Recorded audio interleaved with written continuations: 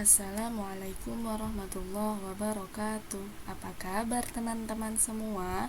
Semoga teman-teman tetap sehat dan tetap semangat ya. Teman-teman, sebelum kita memulai kegiatan kita hari ini, marilah kita awali dengan berdoa. Let's start our lesson membaca surat Al-Fatihah. A'udzu billahi minasyaitonir rajim. Bismillahirrahmanirrahim. Alhamdulillahi rabbil alamin. Ar-Rahmanirrahim. Maliki yaumiddin. Iyyaka na'budu wa iyyaka nasta'in. Ihdinas siratal mustaqim. Siratal ladzina an'amta 'alaihim ghairil maghdubi 'alaihim waladdallin. Amin. Berserah diri, raditu billahi rabba wa bil islami dina wa bi Muhammadin nabiyyan wa rasula wa bil Qur'ani imaman wa hukma. Doa tambah ilmu. Rabbi zidni ilma warzuqni fahma waj'alni minas sholihin. Doa lapang dada. Rabbi shrahli sadri wa yassirli amri wahlul 'uqdatam min lisani yafqahu qawli. Doa mohon kemudahan. Allahumma yassir wa la tu'assir. Amin ya rabbal alamin. Alhamdulillahirabbil alamin. Semoga kegiatan kita hari ini dimudahkan oleh Allah ya. Teman-teman, untuk hari ini materi kita adalah Sumpah Pemuda dan Satu Nusa, Satu Bangsa, Satu Bahasa. Sumpah Pemuda. Sumpah Pemuda adalah sebuah ikrar atau janji yang diucapkan secara bersama-sama oleh para pemuda Indonesia pada saat penjajahan. Sumpah itu diucapkan pada tanggal 28 Oktober 1928 saat Indonesia belum merdeka, masih dijajah oleh Belanda. Sumpah Pemuda bertujuan untuk menyatukan daerah-daerah yang ada di Indonesia dari Sabang sampai Merauke. Semua mengakui satu nusa, satu bangsa, dan satu bahasa.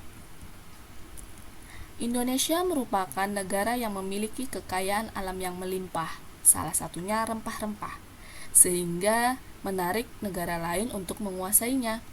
Negara yang pertama kali menjajah Indonesia adalah Belanda, kemudian Inggris, dan Jepang. Perjuangan melawan penjajah sudah dilakukan sejak dahulu, akan tetapi tidak berhasil karena hanya dilakukan oleh daerah-daerah tertentu dan kelompok-kelompok tertentu. Oleh karena itu, golongan atau kelompok tersebut harus dipersatukan. Pada tanggal 27 sampai 28 Oktober 1928 diadakan Kongres Pemuda II. Kongres tersebut dihadiri perkumpulan pemuda dan mahasiswa serta partai politik. Mereka menyatakan bahwa persatuan sangat diperlukan. Tanpa persatuan dan kesatuan, perjuangan akan sia-sia. Pada saat Kongres Pemuda II, lagu Indonesia Raya yang diciptakan W.R. Supratman diperdengarkan. Kemudian, Muhammad Yamin menyusun rumusan Kongres dari sisi sejarah. Rumusan itulah kemudian dijadikan sebagai isi Sumpah Pemuda. Isi Sumpah Pemuda tersebut adalah sebagai berikut. Sumpah Pemuda. Pertama, kami, putra dan putri Indonesia, mengaku bertumpah darah yang satu tanah air Indonesia. Kedua, kami, putra dan putri Indonesia, mengaku berbangsa yang satu, bangsa Indonesia. Ketiga, kami, putra dan putri Indonesia, menjunjung bahasa persatuan bahasa Indonesia. Tokoh penting Sumpah Pemuda, yaitu Muhammad Yamin sebagai perumus naskah Sumpah Pemuda. Yang kedua, Sugondo Joyo Puspito, pemimpin Kongres Sumpah Pemuda. Yang ketiga ada Muhammad Tabrani, penggagas Sumpah Pemuda. Selanjutnya ada Sunarjo Sastrowardoyo, penasihat panitia Kongres Sumpah Pemuda. Selanjutnya ada Wage Rudolf Supratman, pencipta lagu Indonesia Raya, yang diperdengarkan secara instrumental menggunakan biola pada Kongres Sumpah Pemuda II. Si Kong Leong, pemilik rumah yang dijadikan tempat Kongres Sumpah Pemuda. Sutomo, pendiri organisasi Budi Utomo, organisasi yang dianggap sebagai tonggak bangkitnya semangat kebangsaan. Setelah diikrarkannya Sumpah Pemuda, para pemuda semakin giat berjuang, meskipun hanya bersenjata bambu runcing. Akhirnya bangsa kita bisa terlepas dari tangan penjajah. Semua berkat rahmat dan ridho dari Allah. Selain itu juga karena semangat perjuangan pemuda dan para pahlawan. Sebagai generasi penerus, kita harus tetap membina persatuan dan kesatuan. Selain itu, kita juga harus rajin belajar sebagai wujud untuk meneruskan perjuangan para pahlawan. Tujuan Sumpah Pemuda. Yang pertama, menyadarkan kepada pemuda akan pentingnya perjuangan. Yang kedua, meningkatkan rasa persaudaraan di antara pemuda Indonesia. Yang ketiga, menciptakan persatuan dan kesatuan bagi bangsa Indonesia. Yang keempat, ingin mencapai Indonesia merdeka. Semangat pemuda Indonesia, semangat belajar teman-teman ya. Yang selanjutnya, satu nusa, satu bangsa, satu bahasa Indonesia. Beragam budaya dan suku bangsa, bersatu kita teguh, bercerai kita runtuh. Nusa, artinya pulau atau tanah air. Tanah tumpah darah, tanah tempat tinggal kita. Satu nusa berarti meskipun terdiri atas beribu-ribu pulau, tetapi tetap satu tanah air, yaitu Indonesia. Wilayah Indonesia terdiri banyak pulau, baik kecil maupun besar, dari ujung barat sampai timur, dan dari utara sampai selatan. Semua itu kita akui sebagai satu nusa, satu tanah air, yaitu Indonesia.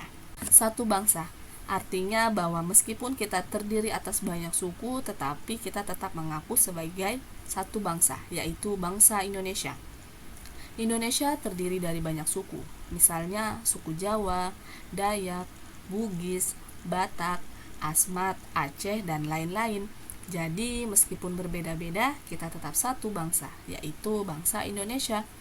Semboyan negara kita adalah Bhinneka Tunggal Ika, yang artinya berbeda-beda tetapi tetap satu jua. Satu bahasa, artinya bahasa Indonesia dijadikan satu-satunya bahasa persatuan. Saat itu, para pemuda dari berbagai daerah menggunakan bahasa Indonesia sebagai sarana komunikasi di antara mereka. Dengan diakuinya bahasa Indonesia sebagai bahasa persatuan, maka akan semakin kuat rasa persatuan di antara pemuda Indonesia. Persatuan sangat penting bagi perjuangan bangsa. Tanpa semangat persatuan dan kesatuan perjuangan bangsa tidak akan terwujud. Penjajah akan mudah menindas kita bila kita tidak bersatu. Perjuangan para pahlawan kita pernah gagal karena kurangnya persatuan. Oleh karena itu, rasa persatuan dan kesatuan sebagai bangsa harus dimunculkan dan dikembangkan. Ayo, perkuat persatuan dan kesatuan bangsa. Alhamdulillahirrabbilalamin. Pembelajaran kita hari ini sudah selesai. Untuk tugas, silakan teman-teman mengerjakan halaman 83, 84, 87, dan 88. Selamat mengerjakan teman-teman. Wassalamualaikum warahmatullahi wabarakatuh.